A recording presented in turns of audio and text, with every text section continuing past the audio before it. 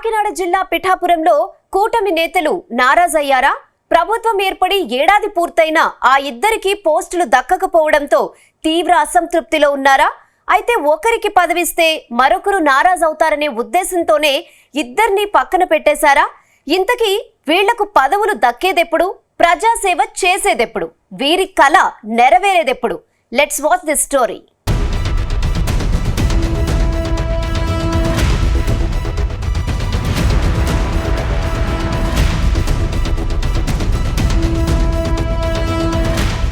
గత అసెంబ్లీ ఎన్నికల్లో పిఠాపురం సీటు తనదే అనుకున్న టీడీపీ రీజనల్ కోఆర్డినేటర్ మాజీ ఎమ్మెల్యే ఎస్వీఎస్ఎన్ వర్మకు పవన్ కళ్యాణ్ రూపంలో ఆశాభంగం ఎదురైంది. తాను పిఠాపురం నుంచి పోటీ చేస్తానని పవన్ ప్రకటించడంతో వర్మ ఆశ వదిలేసుకున్నారు. అయితే పవన్ కళ్యాణ్ కు ఇబ్బందులు రాకుండా ఉండేందుకు అటు టీడీపీ అధినేత చంద్రబాబు, ఇటు జనసేన అధినేత పవన్ వర్మను పిలిచి బుజ్జగించారు. చంద్రబాబు అయితే ఏకంగా చట్టసభల్లో తన పక్కన కూర్చోబెట్టుకుంటా అన్నారు. ఇంకేముంది, వర్మ ఉప్పొంగిపోయారు. ఎమ్మెల్సీ ఇచ్చి మంత్రిని చేస్తారని ఆశించారు. అదేమీ జరగలేదు. కనీసం రాజ్యసభ సీటిచ్చి కేంద్రంకు పంపుతారనుకున్నారు. అదీ లేదు. అవకాశాలు రాలేదంటే వచ్చాయి. 3-4 ఎమ్మెల్సీ సీట్లు, 2 రాజ్యసభ సీట్లు ఖాళీ అయ్యాయి. ఎక్కడా అందులో వర్మ పేరు కనబడలేదు. దాంతో ఆయనలో నిరాశ పెరిగిపోయింది. ఏడాది దాటిపోయింది. పాలన సజావుగా సాగుతుంది. పవన్ కు ఎలాంటి ఇబ్బందులు లేకుండా చంద్రబాబు ఆయనకు అగ్రపీఠం వేస్తున్నారు. కానీ వర్మకు మాత్రం మొండి చెయ్యి మిగిలిందని ప్రచారం జరుగుతుంది.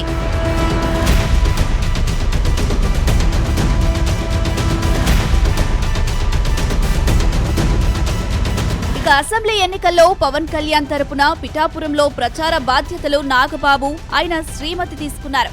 వారి తనయుడు కూడా వచ్చారు. ఇంటింటికి వెళ్లారు, ప్రచారం చేశారు. మంత్రిని చేస్తానని గత జనవరిలో ముఖ్యమంత్రి చంద్రబాబు ప్రకటించారు. మంత్రిని చేయలేదు, కానీ ఎమ్మెల్సీ చేశారు. ఎమ్మెల్సీ కోటాలో మంత్రి పదవి ఇవ్వాలన్నది చంద్రబాబు ఆలోచనగా కనపడింది.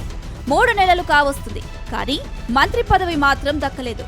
ఆయన తరచూ పిఠాపురంలో పర్యటిస్తున్నారు. అంతేకాదు, ఎమ్మెల్సీగా ప్రమాణ స్వీకారం చేసి పిఠాపురంలో అడుగుపెట్టిన వెంటనే ఓ బాంబ్ పేల్చారు.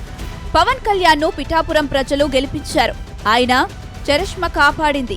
ఎవరైనా పవన్ ను తాము గెలిపించాము అనుకుంటే అది వారి కర్మ అంటూ వర్మపై సెటర్ వేశారు. దీంతో వర్మలో ఆగ్రహం కట్టలు తెంచుకుంది. పిఠాపురంలో పవన్ కళ్యాణ్ గారు అఖండ విజయం సాధించడానికి 2 ఫ్యాక్టర్స్, 2 ఇంపార్టెంట్ ఫ్యాక్టర్స్. ఒకటి, మన ప్రెసిడెంట్ జనసేనాని పవన్ కళ్యాణ్ గారు అయితే, రెండో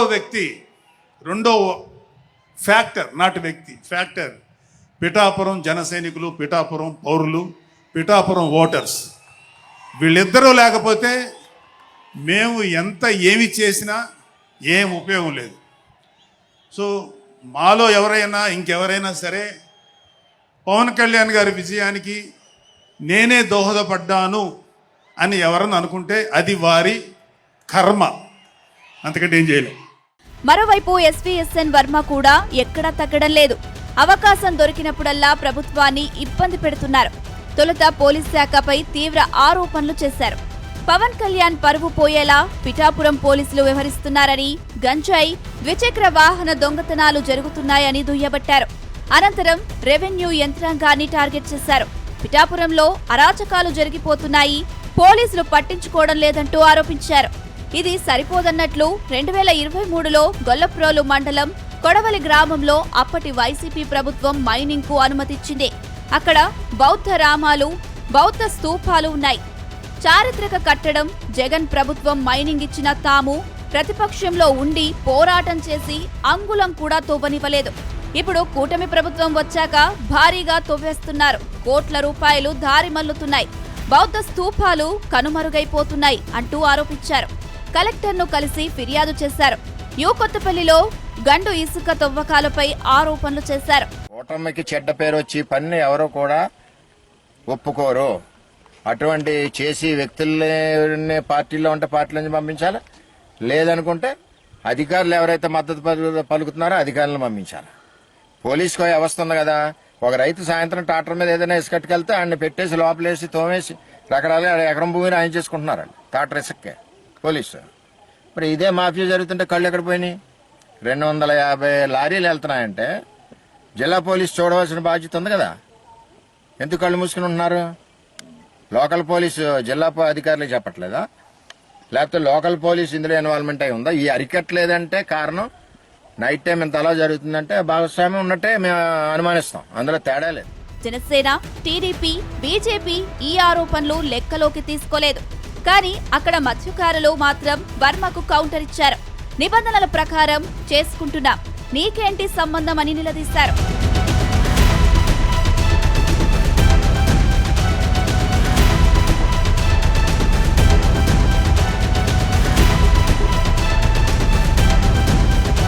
సొంత కూటమి సర్కార్ పైనే వర్మ తిరుగుబాటు చేయడంతో ఇక వర్మను చంద్రబాబు పట్టించుకోరని, ఎలాంటి పదవులు ఇవ్వరు అని విషయం అందరికీ అర్థమైపోయింది.